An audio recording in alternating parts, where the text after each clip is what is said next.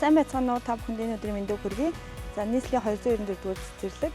За жил болгон олон улсын хэмжээнд 4 сарын 30 буюу хүүхдийг зодож хийх эсрэг өдөр гэж ерөнхийдөө ингэж тэмдэглэж дэлхийн нийтэд уриалсан юм уриалга гаргах өдөр байдаг.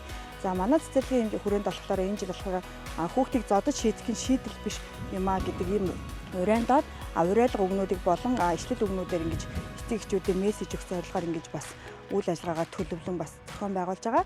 За ерөнхийдөө хүүхдийг зодох нь бол хүүхдийг айдас давтуулдаг, бие даах чадваргүй болгодог гэх мэт ийм сөрөг хандлагуудыг одоо бий болгодог. Гэтэл юу гэдэг эцэгчүүд маань яг бие махбодын хүчирхийлэл үүлдээд байна уу гэдэг зүйлийг бас төдийлөн одоо үгдэнтэй ингэж айхтар нүдэнд үзэж гарч баригдахгүйгээр ингэж үүлдэлгүй ч гэсэндээ ингэж түлхэхтэй санамсаргүйгээ түлхэх.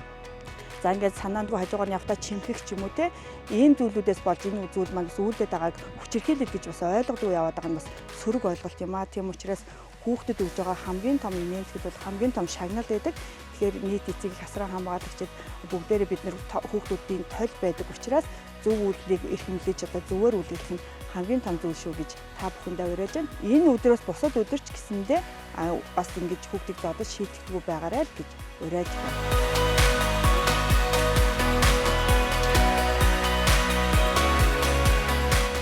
Хүүхдийн инээмсэглэл бол хамгийн том шагнал.